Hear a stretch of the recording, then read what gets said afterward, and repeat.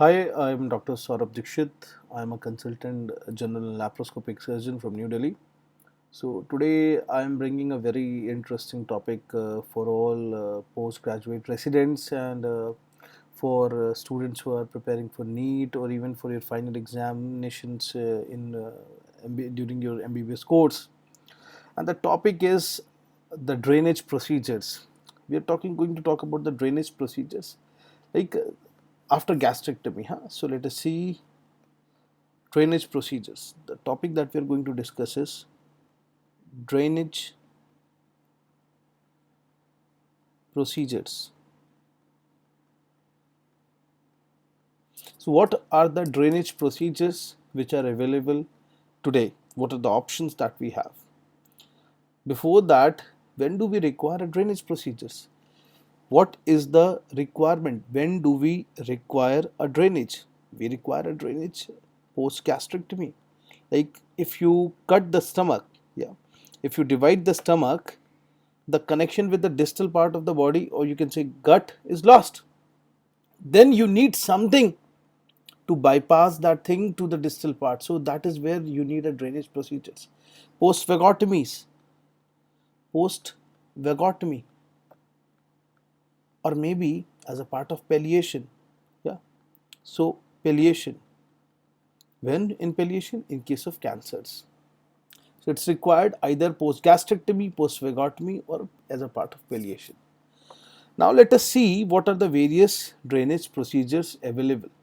Now, if you talk about the drainage procedures, which are available today, we have Billroth 1, we have Billroth 1, we have Billroth 2, we have Billroth 1, we have Billroth 2, and the third, which is the most famous and most commonly performed, that's the Roux en Y gastric gastrojejunostomy. Roux en Y gastrojejunostomy.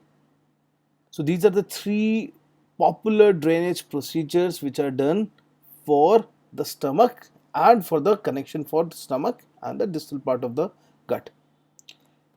Let us see what they are actually. If you talk about Billroth 1, we'll start from Billroth 1. If you talk about Billroth 1, this is a gastroduodenostomy. Gastroduodenostomy. Gastroduodenostomy.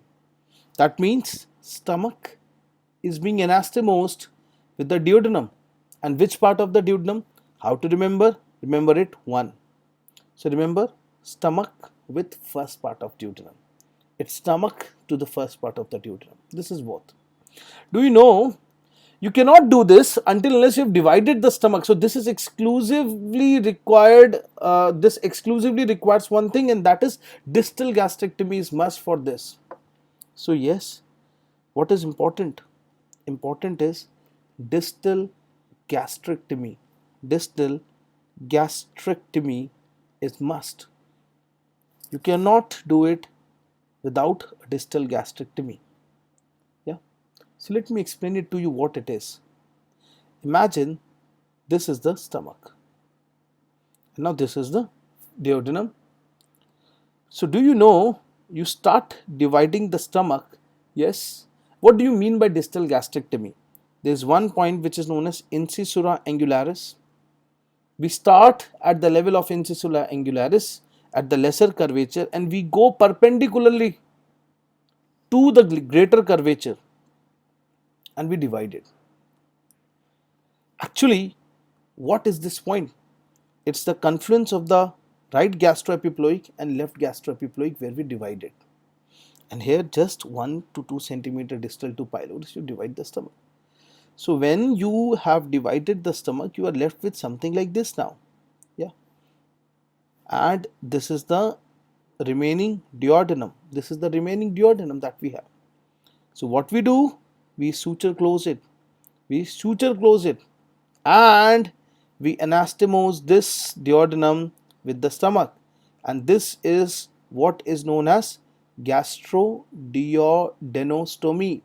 So stomach with the first part of duodenum and you have bypassed this, the food particles from stomach into the what, duodenum, via this.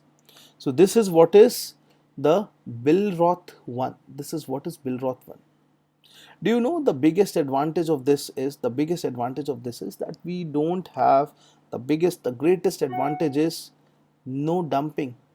There is nothing like dumping syndrome. So no dumping syndrome. When you are anastomosing the duodenal stump with the stomach, there is no choice that this will blow out. So no duodenal stump blowout. No duodenal stump blowout. Next is, let us move to the second you can say the second diagnosis process. There is one more advantage, that there is no efferent loop syndrome also. Efferent loop syndrome, this I'll try to explain later on, but let us see this thing. What do you mean by Billroth 2?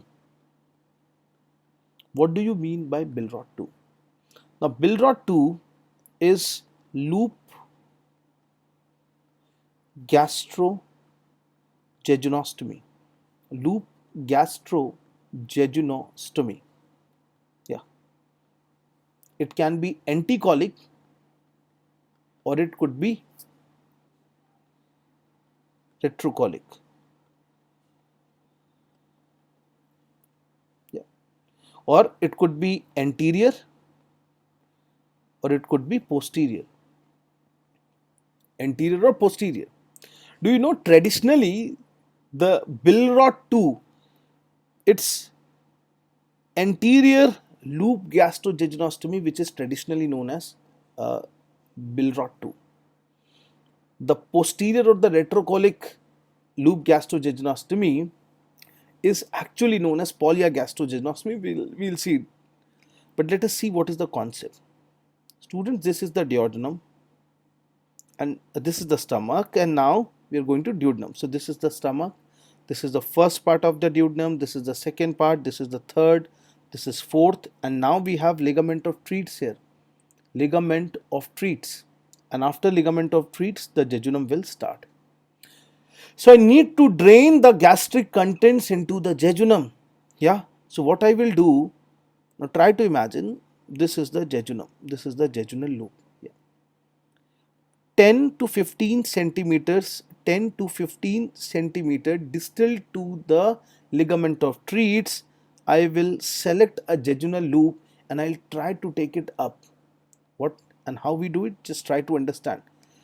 I'll take this red loop up towards the stomach. How this happens, just see. This is the stomach, yeah. This is the first part of the duodenum, second, third, fourth, and now the jejunum has started, yeah. And now this red loop, I have taken it up and I have anastomosed it with the what? Stomach. Can you see? I have done a gastrojejunostomy. I have done a gastrojejunostomy. I have not divided any loop. I have taken the loop intact, and that is why this is known as loop gastrojejunostomy. Since how we define anterior or posterior, yeah, how we define anterior or posterior. Do you know that the second part of the second part or third part of the fourth part of the duodenum is retroperitoneal? Basically you have colon in front. So I'll show this to you now. Now this is the colon, this is the colon, this is the colon, this is the colon. If it is anterior to the colon, then that is known as anticolic. So this is loop anterior. Loop anterior. Why? This is anterior to the colon. And if we make a window in the mesentery of the colon, I'll define that also. Actually, this one is what is known as Billroth 2, because this is anterior to the colon. That is why loop anterior gastrojejunostomy. Now, same thing, try to understand. This is stomach, yeah. This is first and the second part of the duodenum, after which it becomes what? Retroperitoneal. Now try to understand what is going here, This is what is colon. This is what is colon. Yeah, you can understand this is colon. Now we know that bowel has a mesentery also. This is the mesentery of colon. This is the mesentery of colon. So what you do, you make a window. You make a window in the mesentery of the colon. You make a small window in the mesentery of the colon, and this is the duodenum. You take this duodenum via what? Via the window. So can you see I have made a small window here, and via this I have taken the loop. So can you see, this is the loop which is going behind the, suppose this is the transverse colon. If I bring the jejunum from this side, this is anticolic, and this is retro or posterior. So this is loop anterior gas. Take this to be what? Take this part of my shoulder to be what? Chest wall to be stomach. So this is anticolic and this is retrocolic. The advantage is the bowel length which is required for a retrocolic, or you can say posterior loop, posterior gastrojejunostomy, is smaller. But the drawback is, do you know, when you are making a window, anything can pop out through this or anything can enter inside, resulting in hernia. There is an increased risk of internal hernia. There is increased risk of internal hernia. So this was about the loop concept of gastrojejunostomy. And the third biggest drawback of this is, do you know, let us see, this is the bile. Yeah, this is the bile, or you can say here also, try to understand. This is the bile which is coming from the second part of the duodenum. It has to go all the way like this, like this, like this, and then it has to go anti-gravity. It has to climb up anti-gravity and then come down. And that is why over the time what happens, the bile tends to pool in this limb, and this is what going to result in heaviness of this jejunal loop. And this sensation of heaviness or the collection of bile might give rise to what? Sudden reflux, because bowel will try to overcome this obstruction. There will be sudden reflux, and that is why you might have what? Reflux gastritis over the time. You might have pain, so you might have reflux, you might have pain, yeah, and you might have all those sensation of what? Maybe a very heavy loop might also cause partial transit obstruction kind of scenario. And these all things contribute to efferent loop syndrome. Efferent loop syndrome. So efferent loop syndrome happens because the bile has to go what? Anti-gravity, which is very difficult. So to overcome this concept or difficulty of efferent loop, we do one very interesting thing. We do a maneuver, and that is known as Brown's procedure. So let us see what is a Brown's procedure. What is a Brown's procedure? It's a loop gastrojejunostomy. I'll explain it to you now. This is the stomach. This is the duodenum now. Yeah. And then I will do a loop. We have done a loop or no? Yes, we have done a loop. This is the same loop gastrojejunostomy. This is loop gastrojejunostomy. In order to overcome the scenario of what? Reflux, or you can say efferent loop syndrome, I just want the bile to cross. Now I am waiting for the bile to go like this. What will happen if I do a side to side what anastomosis? Yes, side to side jejunojejunostomy. So try to see, all the bile will come and enter like this. So there is no concept of anti-gravity movement. And this is what is the biggest achievement of Brown's procedure. So it's a loop GJ plus side to side jejunojejunostomy. Side to side jejunojejunostomy. This is very important thing. And this is what is known as Brown's. I prefer to do Brown's in all of my patients. I'll show you also at the end how the Brown's is. Yeah. And the last one is, the third one is Roux-en-Y gastrojejunostomy. Roux-en-Y gastrojejunostomy. It's the same. Suppose this is the stomach and this is the bowel. I hope now by this time you know this is ligament of Treitz. Now the first thing that you do is 10 to 15 centimeter distal to ligament of Treitz, you will divide the bowel. Now say this is loop 1, this is loop 2. We have two loops, loop 1, loop 2. Now what you need to do, so this is your stomach. Suppose I did a gastrectomy also for this patient. I did a gastrectomy. You can do it for vagotomy also. Suppose I did a gastrectomy. This patient was having a gastric cancer and I did a gastrectomy also for this patient. Yeah. So the scenario is now like this. I will close this loop. This is the duodenal stump. This is the duodenal stump. No problem with this. So this is the limb number 1. This is the limb number 1. And the limb number 2, this is the limb number 2, will take it up. So it will be something like this now. I'll take the different color. I have taken the limb number 2 up and I have done a gastrojejunostomy. So I have done a gastrojejunostomy. But the problem is bile and pancreatic juice are in this limb. So they also needs to be connected. And that is why we do a one more anastomosis, which is jejunojejunostomy. So here again we have two anastomosis like we were doing in bronze. But bronze we had only loop. Can you see? We have not divided the bowel. Here in Roux-en-Y we divide the bowel. So final image will be something like this. This is the stomach post gastrectomy status I am showing. And this is the main jejunum limb. So this is a GJ. Can you see? This is GJ. And this is the second limb which has undergone what? JJ. So this is a combination of GJ to JJ. Gastrojejunostomy to jejunojejunostomy. Do you know the length of the limb from the GJ to JJ? This is known as Roux limb. This is known as Roux limb. So the limb GJ to JJ, this is known as Roux limb. And can you appreciate alphabet Y in this? This is what is known as Y limb. This is known as Y limb. And that is why the name is Roux-en-Y gastrojejunostomy. Do you know amongst them this is the best? Why? Because there is no efferent loop syndrome effect here. No efferent loop syndrome here. It's better than loop gastrojejunostomy, and majority of the surgeries which are done by this. I'll show you one video of gastrojejunostomy and jejunojejunostomy, that is in bronze. So I'll show you that procedure.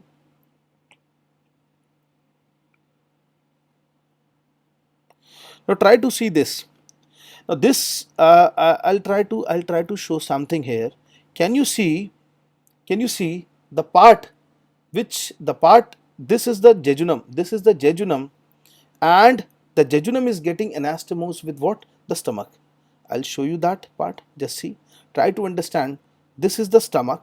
This which I am holding with the scalpel. This is the stomach, and I am doing a gastrojejunostomy. Always remember, stomach is highly vascular, so we take a full thickness bite on the stomach. But try to understand, I am taking only what? I am taking only serosa, muscularis and submucosa. Just see, try to understand. I leave the mucosa. Why I will leave the mucosa? Try to understand. Just see. Yeah. Can you see my needle has come out and I've left some part of the tissue. Do you know why? Jejunum, ileum, colon, they're very precarious in their mucosal blood supply. So I don't want to devastate or compromise with the blood supply. So the small bowel and large bowel, the bite that is taken is always an extra mucosal. And then you see the stomach one, that will be a full thickness bite. That will be a full thickness. Now try to understand. Oh, I've taken full thickness. Can you see? I've taken full thickness here. So this is what is the concept of gastrojejunostomy. I'll show you one more video where I've done a bronze procedure. Now students, try to understand. Everyone, this is very important. Now what is this? This is the stomach with the jejunum which has been done. Now try to understand this loop that you are seeing where the forceps is. This is the what loop? This is the efferent loop. This is the efferent. I'll take this snapshot and I'll integrate it in my notes also and show it to you. This is the efferent, and the below is the efferent, and yeah, this is the gastrojejunostomy. This is the gastrojejunostomy, and can you see this is a jejunojejunostomy side to side?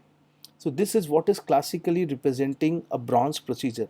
This is classical image of a bronze procedure. This was a patient of triple bypass which done for a palliation, So we have done a Koledoku Jejunostomy and all these things. I'll show you, I'll just integrate that image for those who still did not understand that thing. Try to understand this. I'll bring it for you. Yeah. Okay, okay, just see this thing. Students, this is the stomach. This is the stomach. This is the jejunum. Yeah. This is the efferent, this is the efferent limb, and this is the efferent limb, which is going like this. And then can you see I have done a connection? So what will happen, all the bile will come like this, and it does not have to take that anti-gravity part. Yeah, I hope that was helpful for you. So keep on watching my videos. If you have not subscribed, subscribe it, and I'll be posting all these interesting videos and cases for the postgraduate students, and also for the students who are going for what, MBBS examination or going for NEET examination. Thank you.